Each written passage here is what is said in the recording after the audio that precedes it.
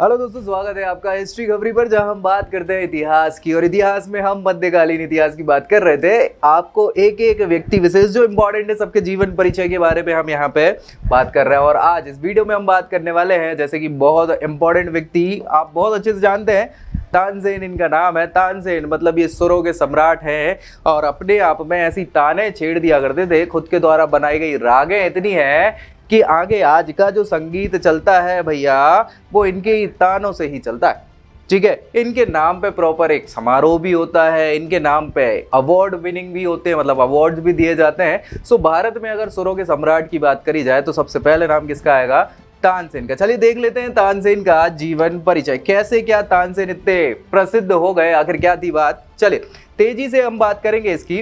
जैसे आप देख पा रहे हैं पीछे ये महोदय जो बैठे हुए हैं वीणा लिए हुए, यही है तानसेन। और अकबर के नौरत्नों में ये शुमार व्यक्ति हैं। ठीक है, सो ऐसा नहीं है कि अकबर से पहले इनकी ख्याति नहीं थी। अकबर ने भी जब इनकी ख्याति हो गई, जब इनके बारे में सुना लोगों से, तब उन्होंने अपने दरबार में इनको रखा। तो इससे पहले क्या कर रहे थे? इससे पहले ये दूसरे राजा के दरबार में हुआ कर रहे थे। रीवा के राजा हुआ करते थे, रामचंद्र बघेल राजा थे, और उनके दरबार में ये अपनी सेवाएं दे रहे थे। उनके दरबार से जब ये इनका कहीं ना कहीं मान बढ़ता गया, इनकी बातें फैलती चली गई। ऐसा कहते हैं कि भैया दीप राग ये गाते जब थे तो दीप जल जाते थे, और बारिश ना हो तो जब वो राग गाते थे तो बारिशें भी होने लग जाती थी। ठीक है, ये बारिश का जो पानी है ना, वो ऐसा ही इनके तान सुरों तानों से चलता था। तो भैया जन्म की बात करें इनका, तो जो जन्म है 1506 ईस्वी में होता है। ठीक है, कब? 1506, मतलब जब अकबर का राज्यारोहण हुआ था तब ये 50 साल के हो चुके थे ऑलरेडी, है ना। और अकबर ने और बाद में ही इनको अपने दरबार में रखा, 56 में तो रखा नहीं था, है ना। 60 साल के आसपास की बात अगर करें तो तब ये अकबर के दरबार में जाते। उससे पहले ये राजा रामचंद्र के दरबार में भी थे। त्रिलोचन इनका एक्चुअल नाम है, त्रिलोचन। लेकिन और भी बहुत सारे नाम फेमस हैं। एक तो रामतनु में पांडे इनको बोलते हैं, रामतनु पांडे इनका ओरिजिनल नाम है। और ये कई बार कॉम्पिटिटिव एग्जाम्स में भी पूछा जा चुका है कि तानसेन का ओरिजिनल नाम क्या है। तो रामतनु पांडे। तन्ना मिश्रा, तानसेन के स्वरूप तन्ना मिश्र भी इनको कई बार लोग प्यार से बुला देते हैं तन्ना। कितने जा रही है ओए। तनसुख भी इनका एक नाम चलता है। त्रिलोचन, रामतनु पांडे आपको याद रखना है। जन्म स्थल जो है वो है इनका बेहट। क्या है? बेहट। बेहट पड़ता कहाँ है भैया? ग्वालियर के पास। और ग्वालियर मध्य प्रदेश में पड़ता है। ऋषि ग्वाला के नाम पे ये भैया ग्वालियर नाम पड़ गया था। ठीक है, और ग्वालियर का जो प्रसिद्ध किला है भैया, वो अवैध किला माना जाता है। जिब्राल्टर पूर्व का उसको कहा जाता है। रत्नों में, मतलब किलों का रत्न भी इस किले को कहा जाता है। इनको बहुत सारी उपाधियां दी गई हैं। बेहट निवासी महोदय जो है हमारे सुर सम्राट कंठाभरण की। कंठाभरण मतलब कंठों के आभूषण है ये कंठाभरण। बाणी विलास, बाणी विलास, ये दोनों की दोनों उपाधियां जो हैं वो अकबर के द्वारा इनको दी गई थी। और भैया इनका प्रसिद्ध नाम तानसेन अता अली खां भी इनको कई लोग बोलते थे। प्रसिद्ध जो अकबर के दरबार के और लोग थे, अता अली खां भी इनको बोलते थे। ठीक है, फाइनली पिता का नाम तो मकरंद पांडे है ही इनके। इसके अलावा कुछ चीज़ों की अगर बात करें तो इनके बाबा रामदास जो हैं ये बहुत बड़े गायक रहे हैं। कौन है ये? इनके ताऊ जी हुआ करते थे। देखो आपने अगर कभी संगीत वाले बहुत सारे आप वो देखते होंगे प्रोग्राम जो चलते हैं, रियलिटी शो, उन पे भी भारतीय परंपरा संगीत की दिखाते हैं और अलग अलग घरानों की बात होती है कई बार।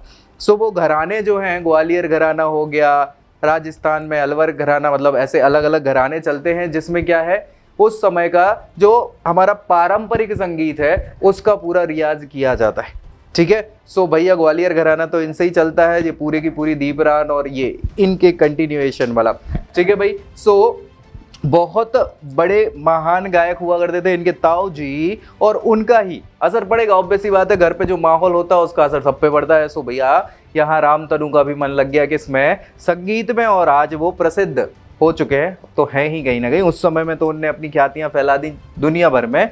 ब्रह्म योगी स्वामी हरिदास, ये इनके एक्चुअल गुरु, गायन और संगीत शास्त्र के गुरु हुआ करते थे। इसके अलावा एक और नाम मिलता है आपको मोहम्मद गौस का, ये भी इनके गुरु हुआ करते थे जिन्होंने इन्हें संगीत की कुछ शिक्षा दी हुई थी।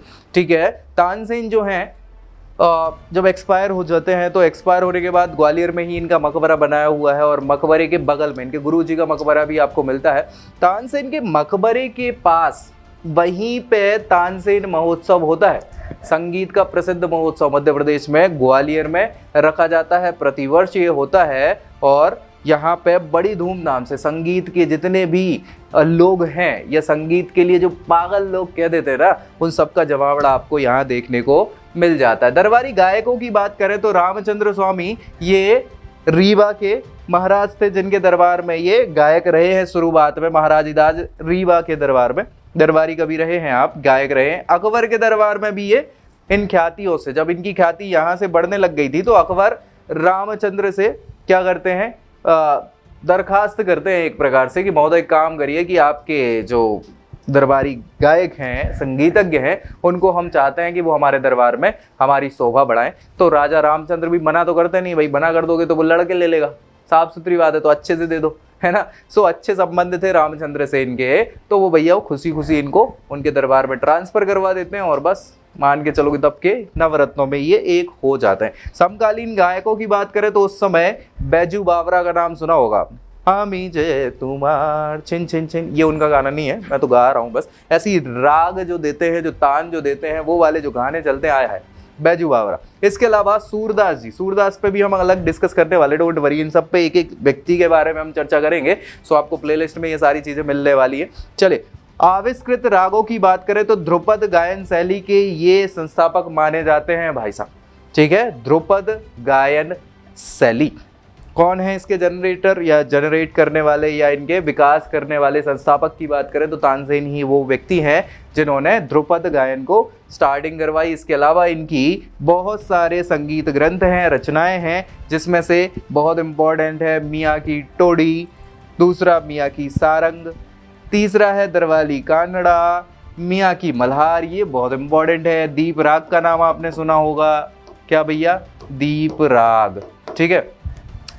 1589 में लगभग 83 ईयर्स के ये हो जाते हैं और 83 ईयर्स की एज में, साल में इनकी मृत्यु हो जाती है। फिर मैंने बता ही दिया है कि इनका मकबरा कहाँ है, ग्वालियर में है, बगल में गुरुजी का मकबरा भी है वहीं पे। सो ये सारी की सारी आपने एक बेसिक जानकारी रख ली है किसकी, तानसेन की। तो ऐसे ही इंटरेस्टिंग जानकारी के लिए मिलता है नेक्स्ट वीडियो में, तब तक के लिए जय हिंद।